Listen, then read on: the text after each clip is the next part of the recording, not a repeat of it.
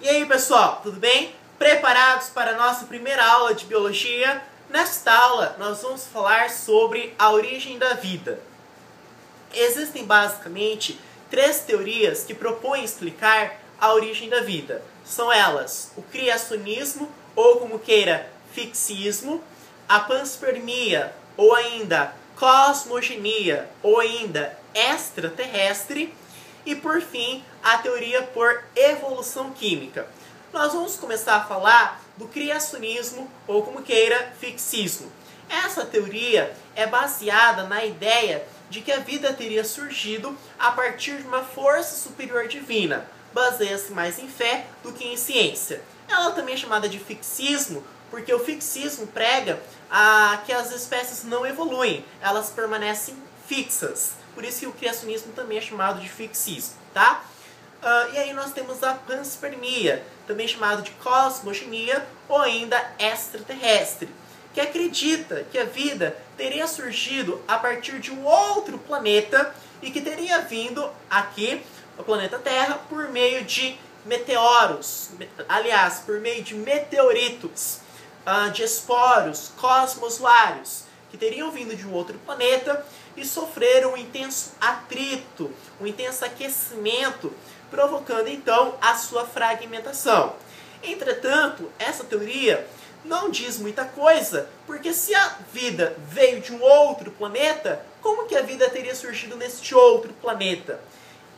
Porém, apesar de não ter muita credibilidade, essa teoria vem crescendo ultimamente. Várias pessoas vêm aderindo-se à panspermia, tudo bem? Bom, e aí nós temos a evolução química, que é a que nós vamos estudar, que é a teoria mais aceita, e que ela teve o respaldo de outras áreas da ciência, como a química, como a geologia, e que inclusive pôde ser testada em laboratório.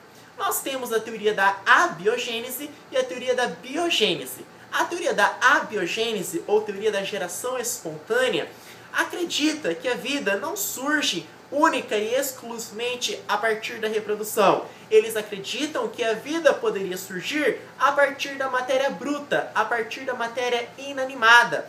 A vida surgiria contínua e espontaneamente através dessa matéria bruta, tudo bem?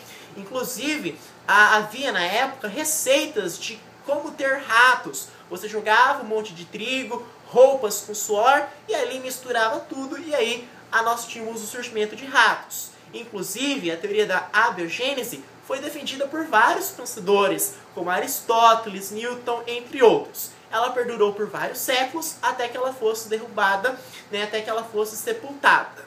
Bom, e aí nós temos a teoria da biogênese, sem o A na frente, apenas biogênese, que acredita que a única forma da vida surgir seria única e exclusivamente por meio da reprodução.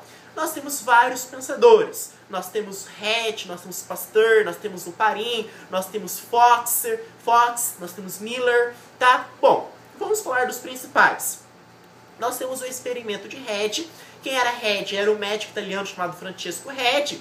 Ele pegou alguns frascos e dentro destes frascos ele colocou carne. E aí ele percebeu que com o passar do tempo surgiam larvas ali.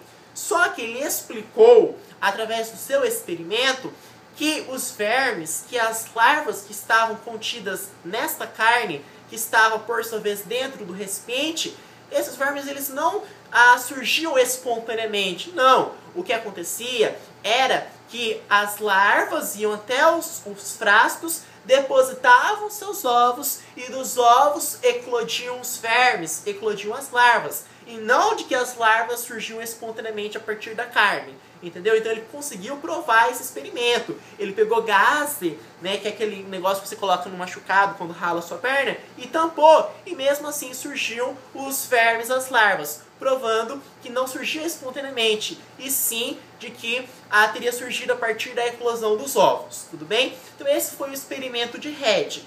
Aí teve o famoso experimento de Pasteur, que ele pegou 4 frascos com caldo nutritivo, contendo água, açúcar, urina, suco de beterraba, restos de carne, levedura. Ele fez uma mistura, então virou um caldo nutritivo, colocou esse caldo nutritivo dentro de alguns recipientes e ele aqueceu por um certo tempo, tá? Até que saísse vapor pelo gargalo. Passando algum tempo, deixando que o caldo nutritivo esfriasse, ele constatou a presença de algumas partículas retidas nas paredes dos gargalos. O que o Pasteur fez? Ele resolveu, cortar os gargalos e mesmo assim, aí começaram a surgir ali os micro-organismos, derrubando a teoria da geração espontânea, tá? Tudo bem, pessoal? Bom, e aí nós temos, por fim, o experimento de Oparin. O Oparin, juntamente com Haldane, ele tentou, em laboratório, demonstrar como que funcionava a atmosfera primitiva. Tá? Segundo Oparin, a atmosfera primitiva era diferente da atual atmosfera. Ela era constituída por amônia, por metano, por hidrogênio e por vapor d'água. E não havia de forma alguma oxigênio nem nitrogênio, tá? Não havia nem oxigênio nem nitrogênio. E aí, naquela época, ocorriam fortes tempestades, com as tempestades vinham os raios ultravioletas, e aí começaram a surgir substâncias orgânicas, como aminoácidos, álcool, açúcares, tá?